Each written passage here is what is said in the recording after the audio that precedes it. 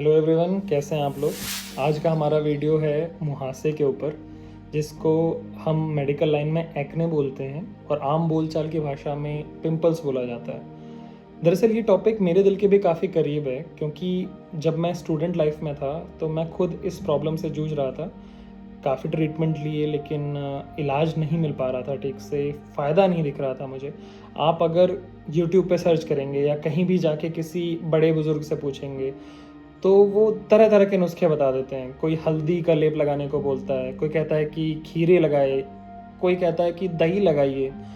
पर दरअसल कई लोगों में हो सकता है ये चीज़ें काम कर जाती हों, पर अक्सर कई लोगों में ये चीज़ें काम नहीं करती हैं। तो जब इसके लिए हम डर्मेटोलॉजिस्ट के पास जाते हैं तो दरअसल वो लोग ट्रीटमेंट देते हैं इसका। बेंजोइक एसिड से स्टार्ट करते हैं। उसका एक ट्रीटमेंट है प्रॉपर, जिस पे वो काम करते हैं। पर ये वीडियो उन लोगों के लिए है जिन्होंने सब कुछ करके देख लिया है और ठीक नहीं हो रहे हैं। दरअसल आज का वीडियो जो है वो हम बना रहे हैं इस दवाई के ऊपर। इस दवाई जिसका मैं नाम आपको नहीं दिखाऊंगा, नाम छुपा लेता हूँ क्योंकि ये कोई प्रमोशन वीडियो नहीं है। मेन है इसका जो सॉल्ट है, इसमें कैमरे में शायद थोड़ा उल्टा दिख रहा है, बट आप देखिए ये जो मेन सॉल्ट है इस पे ध्यान दीजिए, आइसोट्रेटिनोइन। आइसोट्रेटिनोइन जो है रामबाण इलाज है। अगर आप हर जगह से हार गए हैं, थक गए हैं, सारे ट्रीटमेंट करवा लिए हैं लेकिन आप ठीक नहीं हो रहे हैं, तो ये दवाई रामबाण इलाज कर सकती है आपका। इसको हम इंग्लिश में बोलते हैं गोल्ड स्टैंडर्ड ट्रीटमेंट। दरअसल इस वीडियो को बनाने का मकसद है कि आप खुद इस बारे में जागरूक हो सकें और अपने डॉक्टर से इसकी प्रिस्क्रिप्शन ले सकें, उनसे एक बार सलाह लेके। इसमें क्या होता है कि आपको ये दवाई जब भी लेनी होती है उसके पहले आपको अपने कुछ टेस्ट कराने पड़ते हैं, जैसे कि CBC, LFT और कोलेस्ट्रॉल लेवल। उसके बाद ही आप इस प्रिस्क्रिप्शन को स्टार्ट कर सकते हैं। इसी के लिए एडवाइस किया जाता है कि एक बार ये प्रिस्क्रिप्शन लेने से पहले डॉक्टर से मिल लीजिए। हाँ, अब फिर मैं ये वीडियो क्यों बना रहा हूँ। दरअसल वीडियो बनाने का मकसद ये है क्योंकि जब भी आप किसी भी फिजिशियन या डर्मेटोलॉजिस्ट के पास जाएंगे तो वो ये दवाई से स्टार्ट नहीं करते हैं। तो आप अपने डॉक्टर के पास जाके उसकी हेल्प कर सकें और उनको बोल सकें कि सर मुझे इस चीज़ का प्रिस्क्रिप्शन चाहिए। वो रिक्वायर्ड टेस्ट करके आपको इसका प्रिस्क्रिप्शन लिख देंगे। सबसे पहले जानते हैं कि मुहासे होते क्यों हैं और ये क्या होते हैं और इनका इलाज क्या है। तो हमारे शरीर में, त्वचा में ग्लैंड्स होते हैं जिनको बोला जाता है सिबेशियस ग्लैंड्स। हमारे जितने भी हेयर फॉलिकल्स हैं इनके सबके नीचे एक सिबेशियस ग्लैंड्स होता है, जो कि आपको डायग्राम में दिख रहा है। ये दोनों मिला के एक पाइलोसिबेशियस यूनिट बनाते हैं। दरअसल कई बार क्या होता है कि जब भी हम जवानी में प्रवेश करते हैं तो हमारी बॉडी का सीबम प्रोडक्शन बढ़ जाता है। सीबम एक तरह का वैक्स जैसा सब्सटेंस होता है, आप इसको मान लीजिए। उसकी वजह से क्या होता है, वो जो भी हमारे ये जो त्वचा के छेद हैं उनको बंद करना शुरू कर देता है, जिसकी वजह से उसमें इन्फेक्शन होना शुरू हो जाता है। एक प्रोपियोनी बैक्टीरियम करके बैक्टीरिया होता है जो कि इसको खाने आता है। इन सारी वजहों से मिलके मुहासे पैदा होते हैं। कि अब इसका ट्रीटमेंट क्या है। सबसे पहले तो आपको हाइजीन रखना बहुत ज़रूरी है।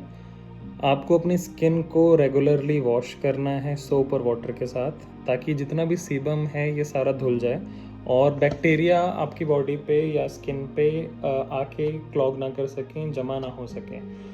दूसरा, जो जब ये बढ़ने लग जाता है और ठीक नहीं हो रहा है और आपको दवाइयों की ज़रूरत पड़ती है, तो जैसे कुछ तो देसी इलाज हैं कि नीम की पत्तियाँ लीजिए, उसको पीसिए और लगाइए।